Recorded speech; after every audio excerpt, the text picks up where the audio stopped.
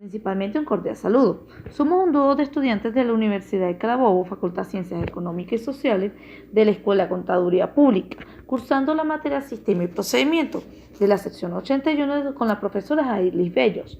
Y venimos a presentarles un resumen de los controles internos y los formularios. Esperemos que les guste.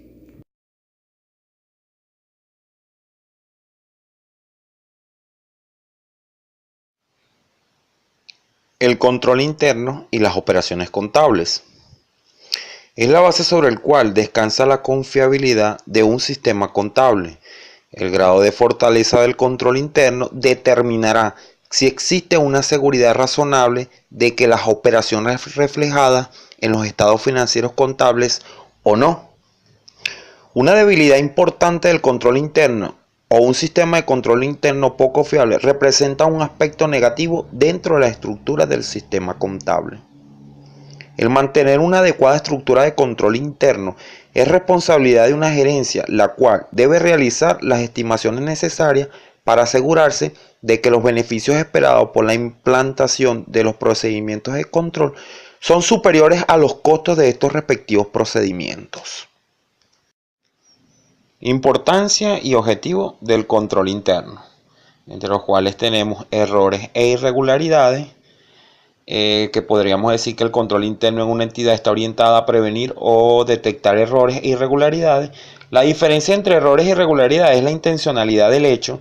El término errores se refiere a errores u omisiones no intencionales y las irregularidades se refieren a errores u omisiones intencionales.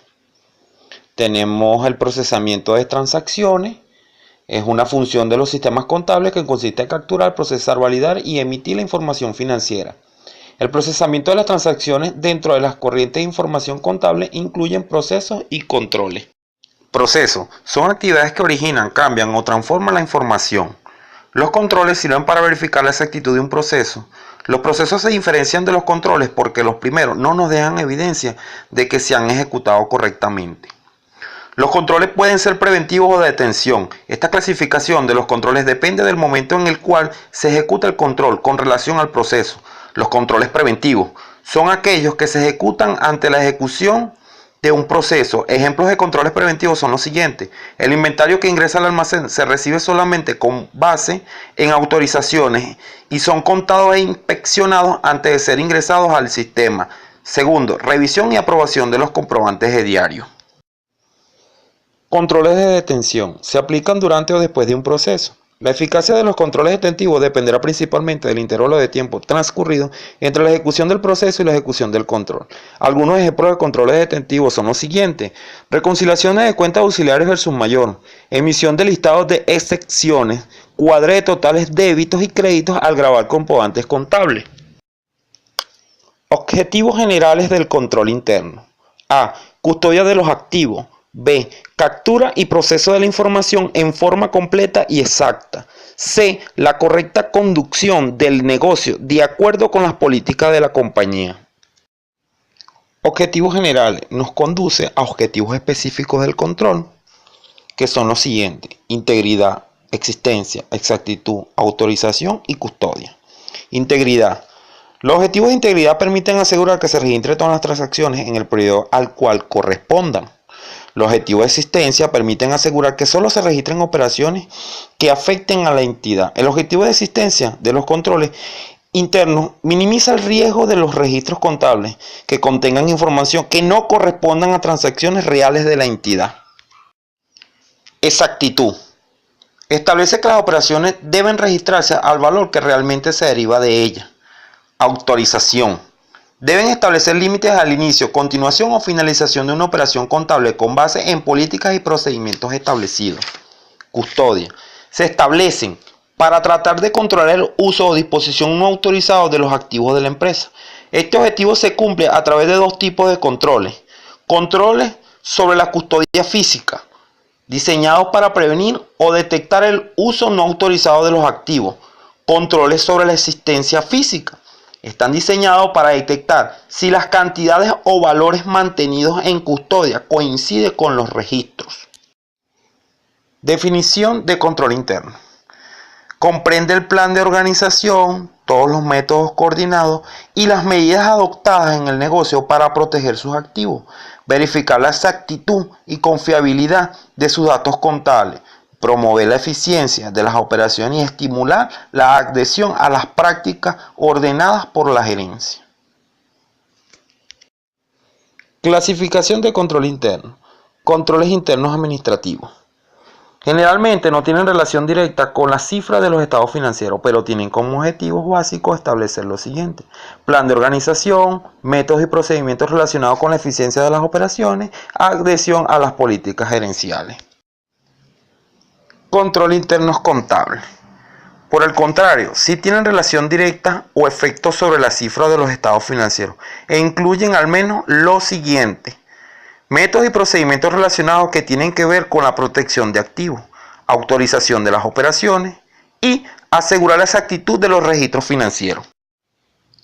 Los controles internos contables pueden clasificarse en tres tipos que dependen del momento en que se ejecutan. 1. Controles para la captura de los datos. 2. Controles para el procesamiento. Y 3. Controles en la salida de la información.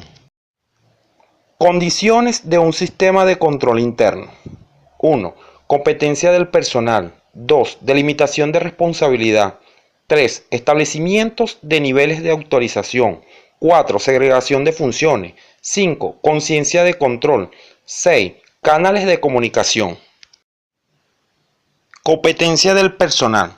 Se refiere a las políticas y procedimientos que tiene una empresa para contratar, supervisar y entrenar el personal, con el objetivo de que éste se encuentre suficientemente capacitado para desarrollar su trabajo. Delimitación de responsabilidad. Segregación de actividades para los empleados.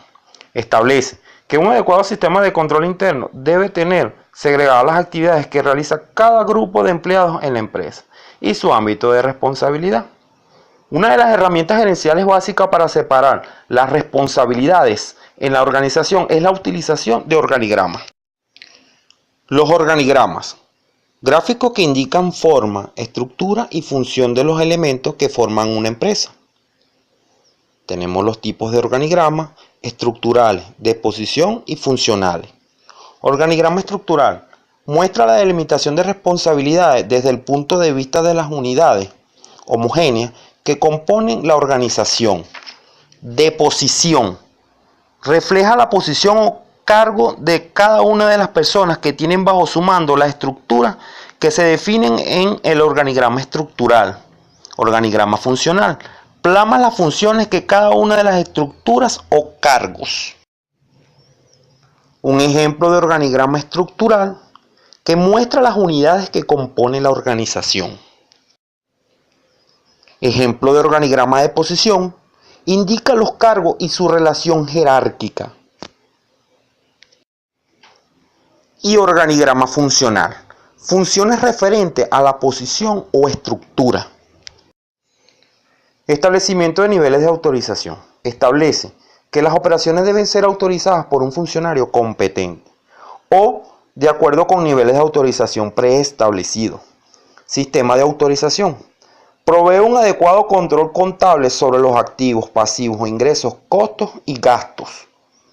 Es conveniente que el establecimiento de los niveles de autorización sea implantado a través de un manual de autorizaciones, en el cual se deberá detallar el tipo de autorizaciones por cada funcionario. Manual de autorizaciones. Detalla todas las autorizaciones de nivel gerencial, medio y alto. Algunos ejemplos de niveles de autorización tenemos: existencia de por lo menos 2 firmas diferentes para autorizar el pago de los cheques. 2. Normas establecidas para la autorización de las operaciones que involucran montos importantes en los estados financieros. Y 3. Las compras de activos fijos se realizan previa autorización de funcionarios competentes. Segregación de funciones. Un empleado o departamento no puede realizar funciones que por su naturaleza sean incompatibles. Algunos ejemplos de segregación de funciones: debe existir independencia entre un cajero, el empleado responsable de los libros auxiliares de cuentas por cobrar y la persona que maneja el registro de las operaciones. 2. La supervisión del almacén no debe ser llevado a cabo por el departamento de compra. 3. Los empleados responsables de los fondos fijos de caja chica no pueden tener funciones o acceso al registro de las operaciones. 4. El departamento de compra no debe autorizar el pago a proveedores. 5. Los custodios de los fondos fijos no pueden autorizar las operaciones. Conciencia de control. La gerencia de toda empresa es la responsable de la presentación de los estados financieros. Esta presentación de los estados financieros está sujeta a la confiabilidad en la estructura de control interno. La conciencia de control representa la actitud que tiene la gerencia y los empleados responsables de hacer cumplir los controles y su efecto global en el ambiente de control interno. Canales de comunicación. Son todos los medios que la gerencia utiliza para hacer conocer sus objetivos, políticas, normas y procedimientos.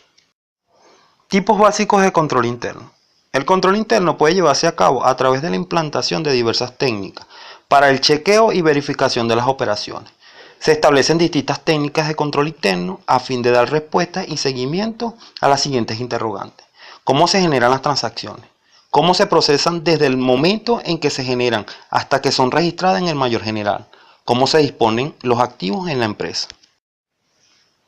Para llevar a cabo los controles necesarios e inherentes a todo sistema de contabilidad, se disponen de los siguientes tipos básicos de control. De existencia. Controles que aseguran el registro completo de las operaciones que existan y sean válidos. Como por ejemplo, todo registro contable debe ser soportado por un documento original. 2.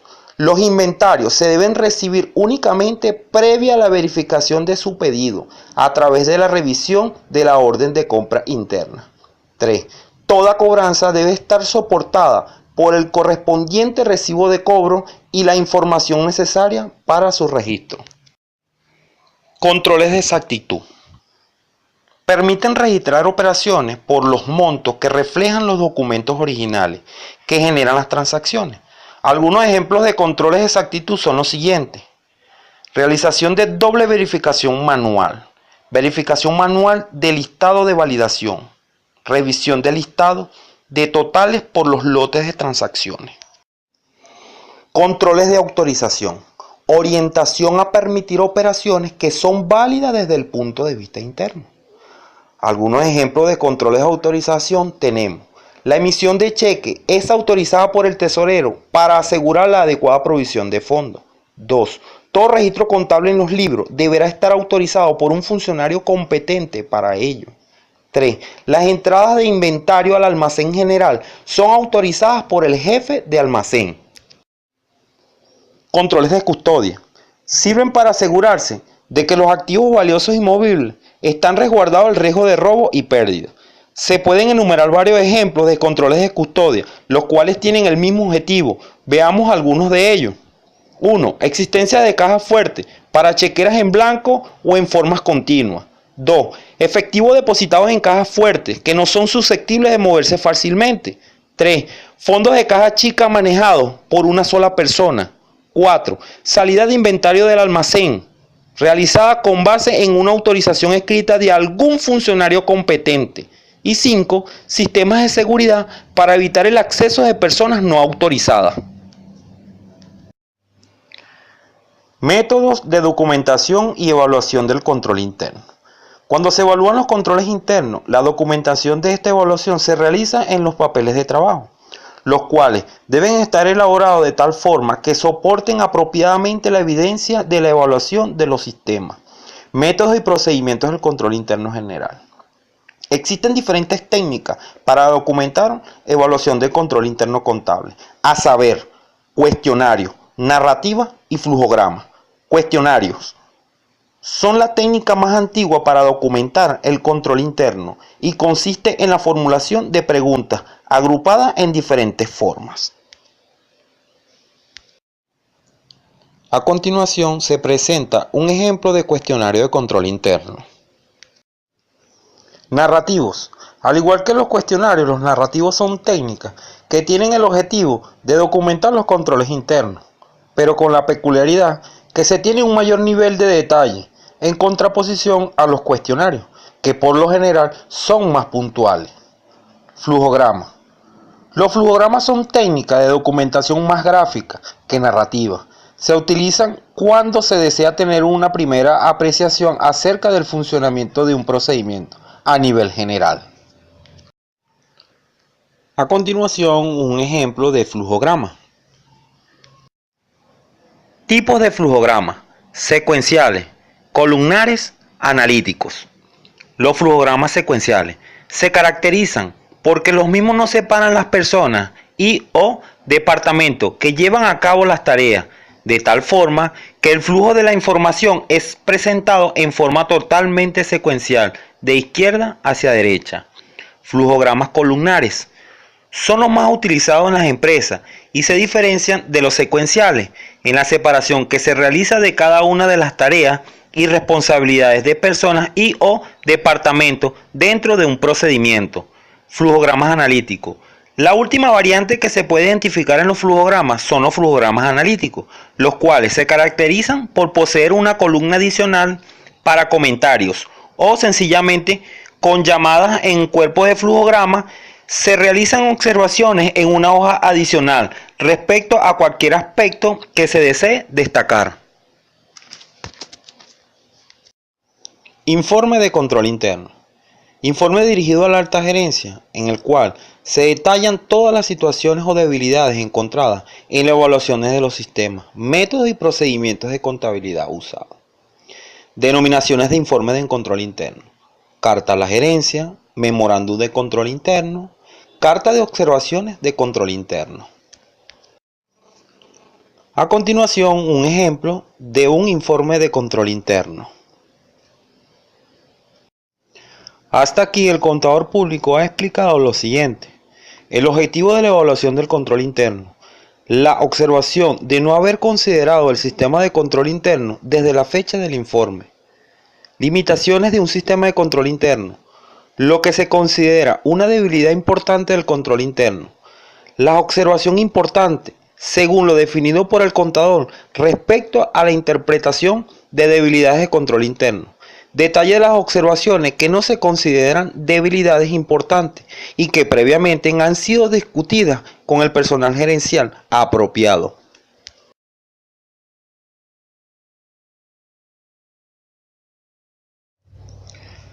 Los ejemplos anteriores son solo una pequeña muestra de lo que un contador público puede reflejar en su informe de control interno. Seguidamente, se muestra la última parte que pudiese incluir la carta a la gerencia. Ejemplo de una carta a la gerencia. Formularios. Todas las empresas requieren documentar sus transacciones y dejar evidencia de todo el trabajo que llevan a cabo los empleados a través de documentos escritos. La gran mayoría de la información correspondiente a las transacciones que lleva a cabo una empresa son plasmadas en formularios. Con el avance de la tecnología de la información, muchos formularios están siendo sustituidos por operaciones registradas en forma electrónica y debido a ello, las operaciones y transacciones que soportan los registros contables son iniciados, autorizados y procesados en forma electrónica. Por ejemplo, la bolsa de valores efectúan las transacciones a través de operaciones netamente electrónicas y donde inclusive las personas que trazan las operaciones no llegan a conocerse personalmente. ¿Qué son los formularios? Es un documento ya sea físico o digital diseñado para que el usuario introduzca datos estructurados, nombre, apellido, dirección, fecha, entre otros, en zonas correspondientes para ser almacenados y procesados posteriormente. Importancia de controlar los formularios. Toda empresa debe implantar un plan para controlar los formularios y la información en ella contenida. Existen algunas señales que indican la necesidad de implantar el control de los formularios. Y estas son las siguientes. Formularios diseñados, amados y reproducidos por fotocopiadora. Autorizaciones en el cuerpo del formulario que no se entienden. Omisión de detalles importantes para procesar la información, como por ejemplo la fecha, la persona que inicia la transacción o autorizaciones, la falta de prenumeración, formularios con espacios reducidos o inadecuados, errores en el llenado de los formularios debido a la mala explicación de los campos, formularios no codificados, poca estética en el diseño de las formas, formularios en el cual falta la identificación de la empresa a cual corresponde. Principales áreas en una empresa y formularios aplicables a cada una de ellas.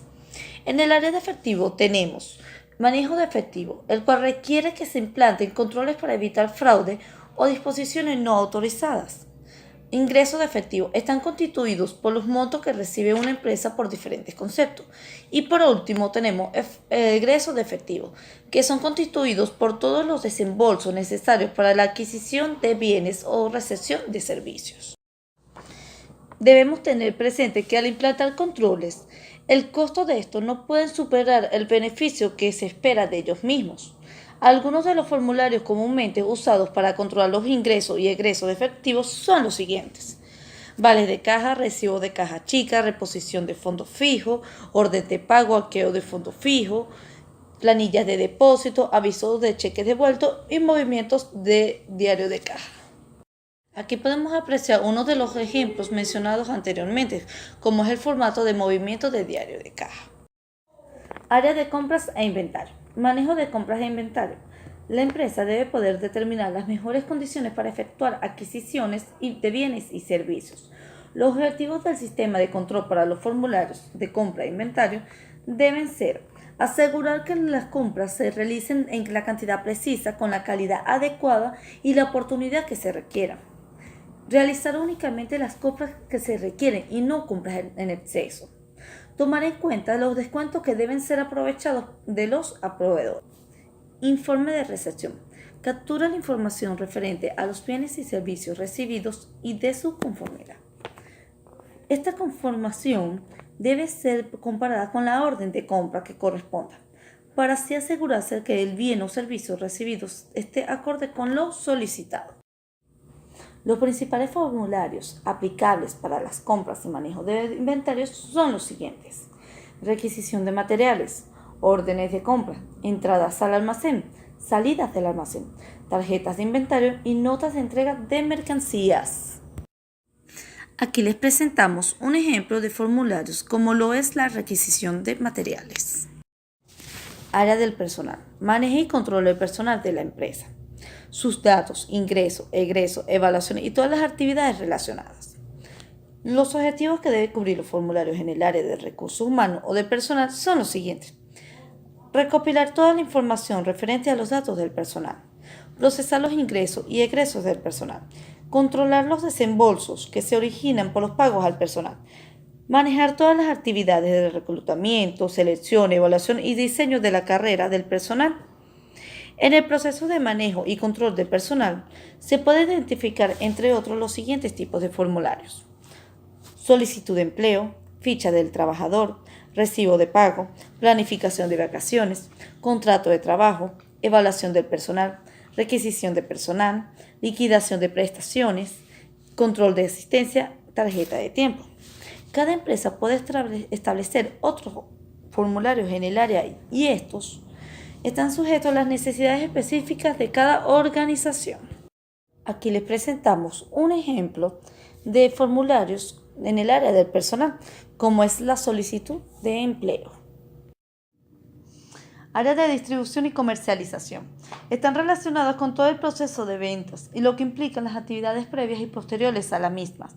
Los formularios que se diseñan para esta área de distribución y comercialización deben cumplir con los siguientes objetivos: controlar la entrada y salida de los inventarios por operaciones de ventas, controlar el proceso de facturación, efectuar un seguimiento de los pedidos que realizan los clientes, cumplir con el manejo de las políticas del inventario. Debido a que en este renglón están involucradas cifras importantes por el manejo de los inventarios, los controles que se plasmen en los formularios deben hacer énfasis en la custodia y protección de tales activos. Algunos formularios que deben llevar a cabo en esta área son las notas de entrega de mercancías, factura, orden de pedido, transferencia entre almacenes, cotizaciones, reporte de vendedores y arqueo de facturas.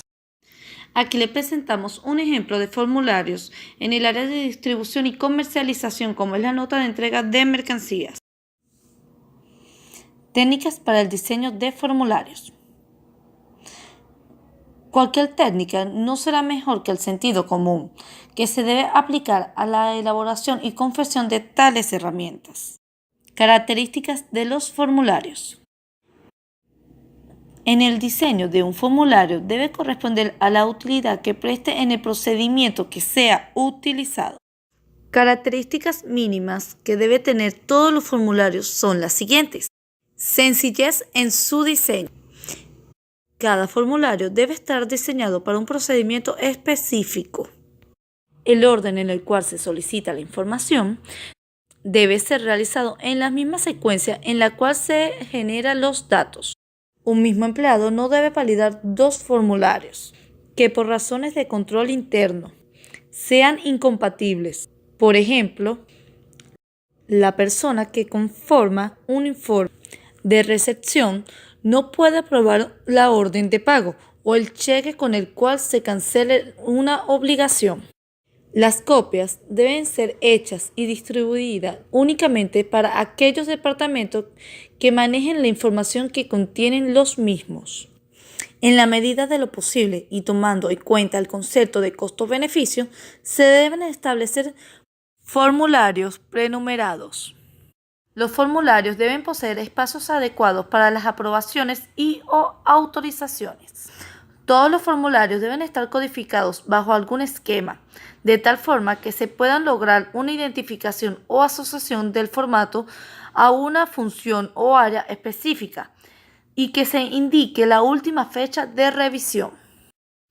Clasificación de los formularios. Los formularios pueden ser clasificados de acuerdo a su presentación. Puede ser formularios simples, documentos que están representados por una sola forma y que no poseen copias anexas. Ejemplo, los depósitos a una cuenta de ahorro. Otro ejemplo sería las cartas con membrete de una empresa. Formularios compuestos.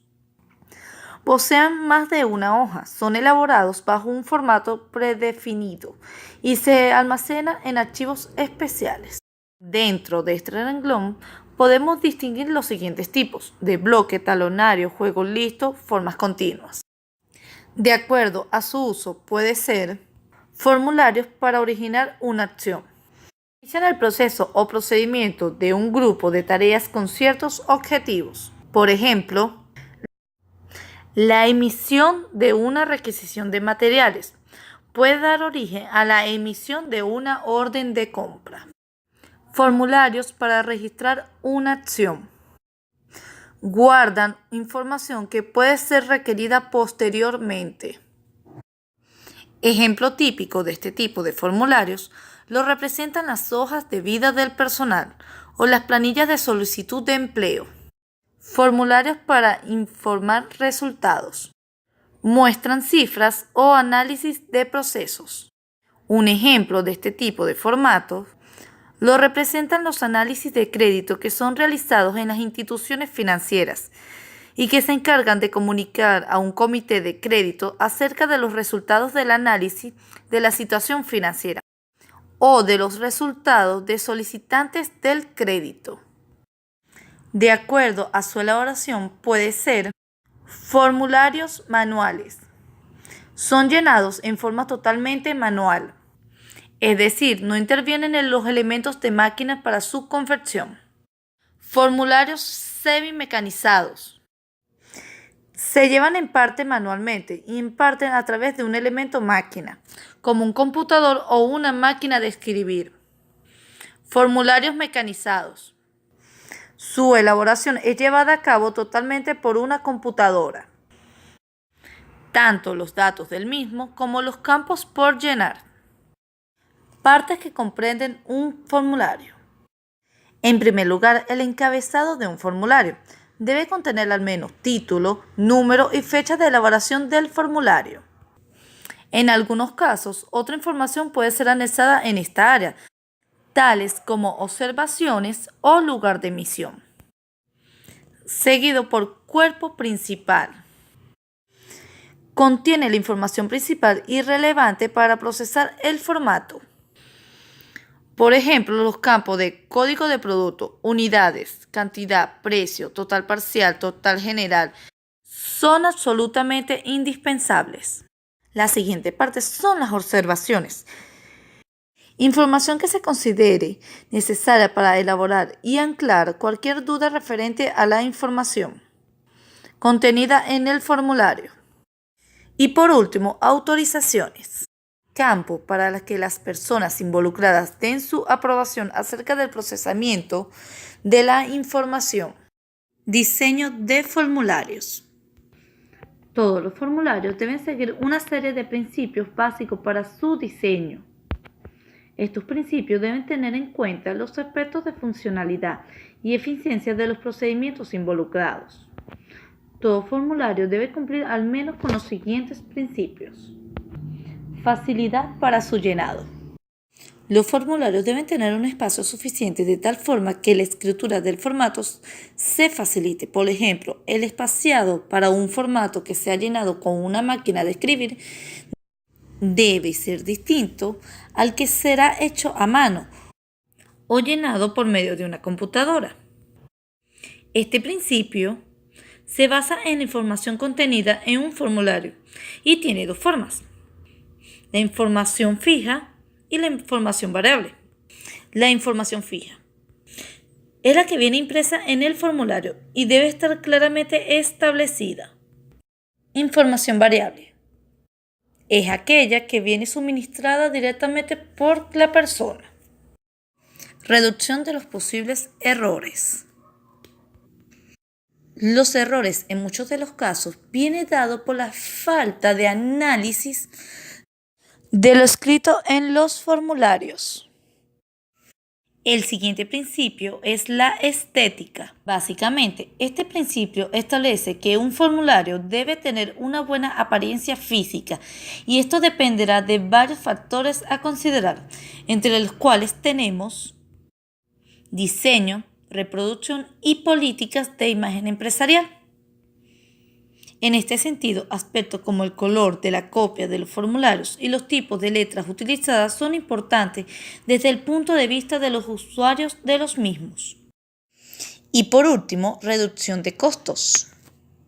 Este principio, tan importante como los anteriores, establece que los formularios deben elaborarse a un mínimo de costos y que al mismo tiempo cumplan con todas las especificaciones de funcionalidad. Por esta razón, debe tomarse en cuenta el análisis que dependerá de los formularios para tomar decisiones de mejorar, combinar o eliminar los formularios. Diseño de un sistema de formularios. Comprende todos los formatos, sus prácticas, normas y reglas que rigen el manejo de la información escrita a través de los documentos de la organización. Para diseñar un adecuado sistema de formularios debemos completar las siguientes etapas: inventario de formularios, análisis de formularios, clasificación de formularios y codificación de formularios. Veamos con detalle en qué consiste cada una de estas etapas. Inventario de formularios. El primer paso para diseñar un sistema de formularios en una organización es elaborar una lista de todos los formularios que sean manejados en todos los departamentos. La lista de formularios deberá comprender tanto los que se encuentran diseñados formalmente como aquellos que se han hecho de forma informal. Para realizar este inventario se puede considerar los siguientes parámetros de clasificación. Por área o secciones.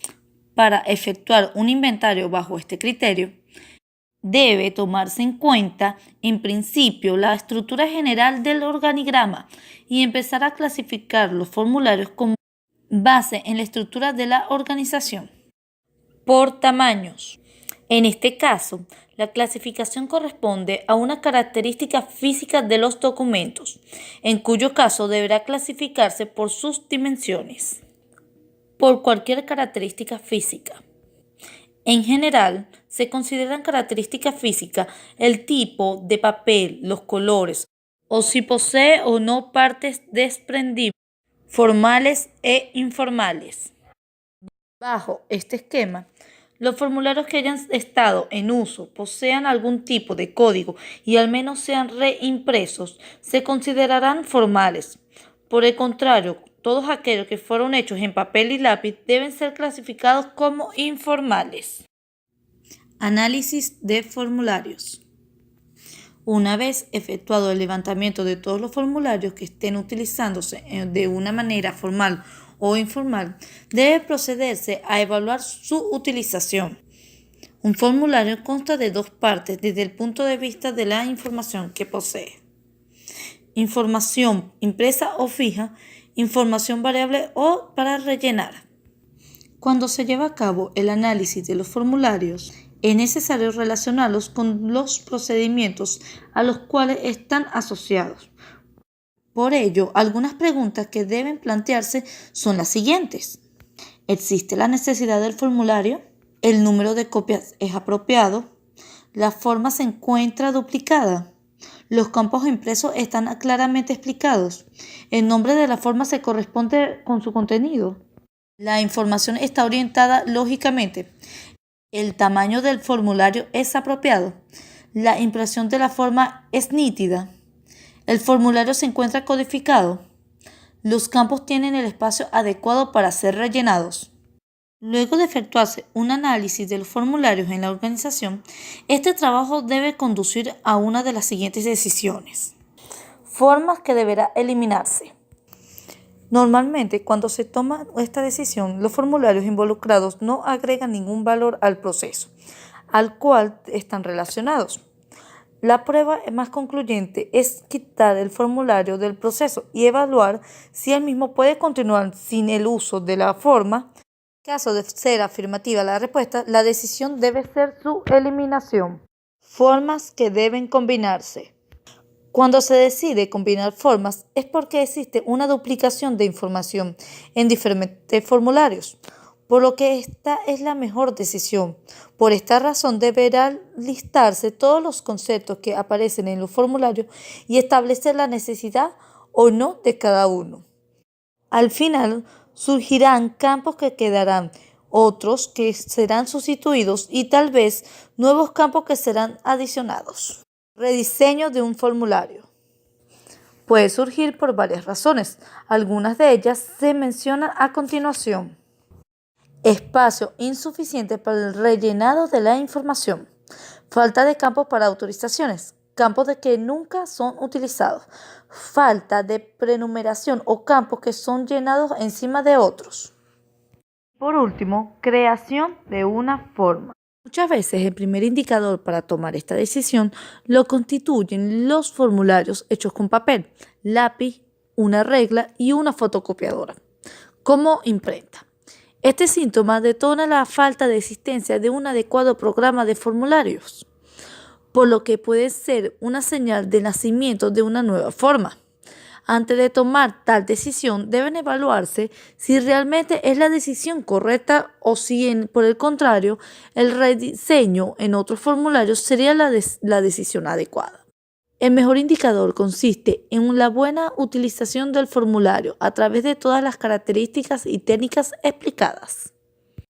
Clasificación de formularios.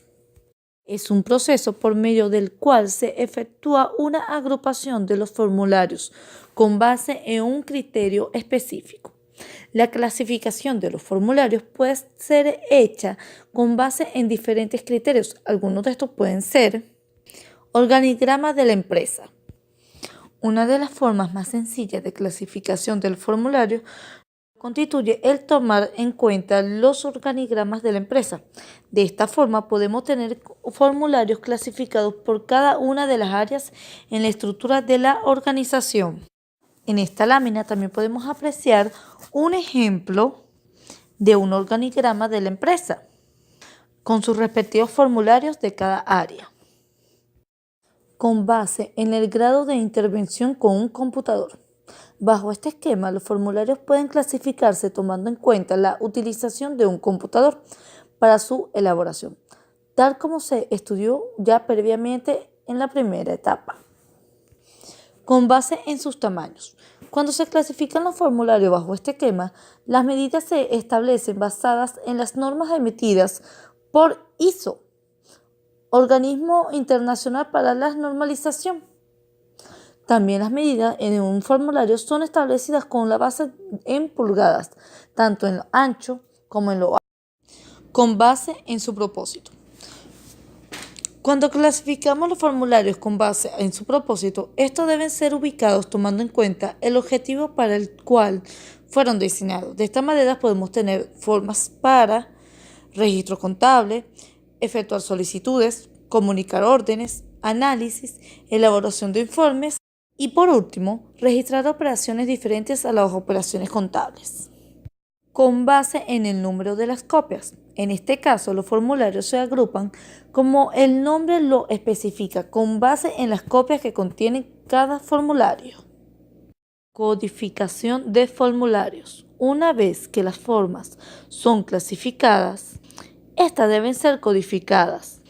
Y los métodos más utilizados para codificar los formularios son método mnemotécnico, método de bloques, método alfanumérico.